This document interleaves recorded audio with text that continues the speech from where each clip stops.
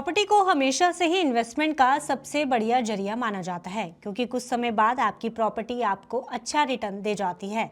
लेकिन इसमें सबसे बड़ी प्रॉब्लम होती है एक बहुत बड़ी इन्वेस्टमेंट की, क्योंकि प्रॉपर्टी खरीदने या बनाने के लिए आपको ज़मीन की कॉस्टिंग से लेकर कंस्ट्रक्शन जैसे भारी खर्च उठाने पड़ते हैं। लेकिन आज हम आपको एक ऐसा फॉर्मूला बताएंगे जो मौजूदा समय में काफ़ी हिट है और जिसके जरिए आप बिना ज़मीन खरीदे या ज़मीन के मालिक बने लाखों रुपए कमा सकते हैं, क्योंकि ये एक ऐसा मॉडल है जिसमें ज़मीन किसी और की और पैसा डेवलपर का वाला फॉर्मूला काम करता है। इस फॉर्मूले की मदद से दिल्ली एनसीआर समेत बड़े शहरों में डेवलपर लाखों रुपए कमा रहे हैं।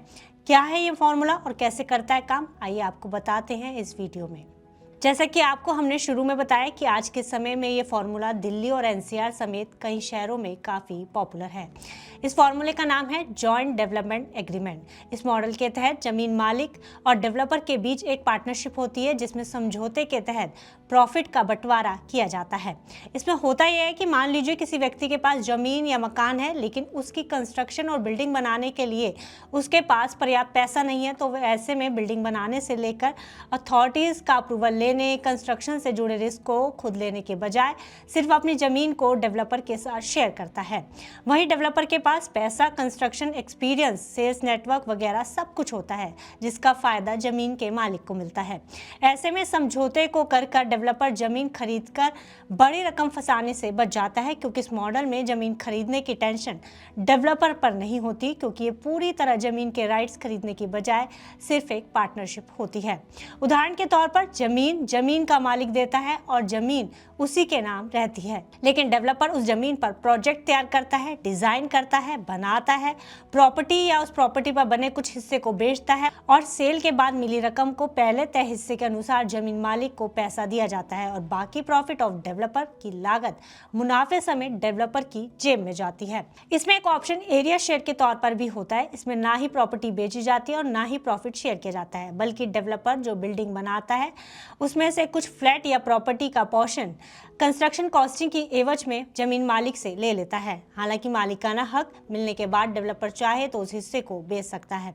इस पूरी पार्टनरशिप के तहत जमीन मालिक को किसी भी तरह का बड़ा निवेश नहीं करना पड़ता, वहीं डेवलपर को भी जमीन जैसे बड़े इन्वेस्टमेंट में पैसा नहीं फंसाना पड़ता। यानी ये दोनों के लिए एक विन विन सिचुएशन होती है जिसमें दोनों का फायदा होता है।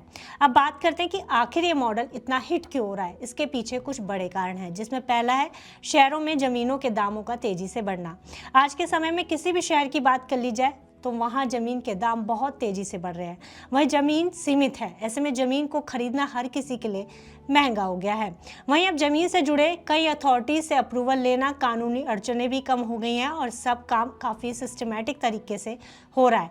ऐसे में इस तरह के पार्टनरशिप मॉडल काफ़ी सुरक्षित माने जा रहे हैं। वहीं पिछले कुछ सालों में प्रॉपर्टी की मांग में भी काफ़ी तेज़ी आई है। पहले जॉइंट्स फैमिलीज़ का चलन था, लेकिन अब न्यूक्लियर फैमिलीज़ होने की वजह से सब अलग अलग प्रॉपर्टी बनाना चाहते हैं। ऐसे में साल 2023-24 में रेजिडेंशियल प्रॉपर्टीज़ की बिक्री में ज़बरदस्त उछाल देखने को मिला है।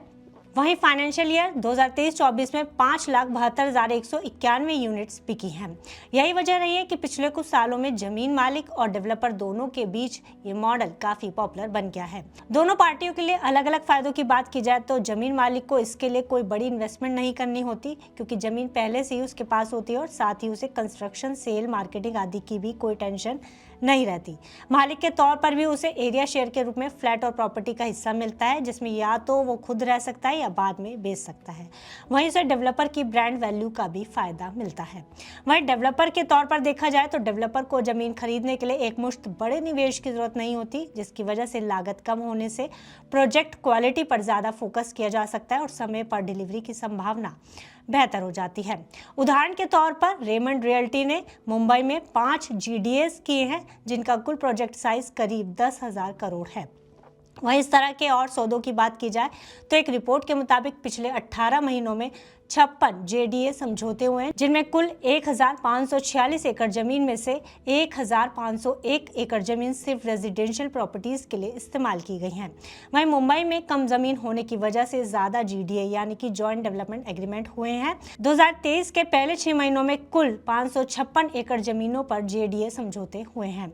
वहीं बेंगलुरु में एक लोकल रिपोर्ट के अनुसार लगभग 70% रियल एस्टेट एसेट्स जेडीए के माध्यम से आज डेवलप हो रही हैं। वहीं सनटेक रियल्टी ने मुंबई के कल्याण में 50 एकड़ जमीन पर जेडीए के तहत लगभग 10 मिलियन स्क्वायर फीट की प्रॉपर्टी का प्लान भी तैयार किया हुआ है। ये आंकड़े दिखाते हैं कि जेडीए मॉडल मात्र एक ट्रेंड नहीं बल्कि रियल एस्टेट का नया मॉडल बन चुका है।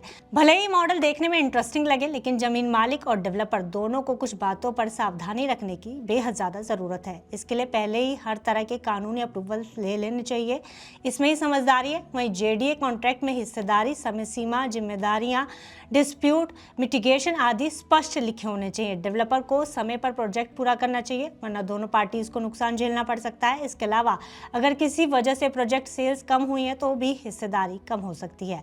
इसलिए लोकेशन, ब्रांड, डेवलपर की क्रेडिबिलिटी पहले चेक कर लेनी चाहिए। साथ ही वहीं जमीन की कीमतें अचानक गिरी तो मालिक और डेवलपर पर दोनों को नुकसान हो सकता है। ऐसे में इस मॉडल के फायदे हैं तो कुछ नुकसान भी, लेकिन आज के समय में मुंबई, बेंगलुरु, दिल्ली, एनसीआर जैसे बड़े बड़े शहरों में ये मॉडल तेजी से अपनाया जा रहा है। फिलहाल इस खबर में इतना ही। आप बिजनेस से जुड़ी अन्य खबरों के लिए देखते रहिए मनी 9।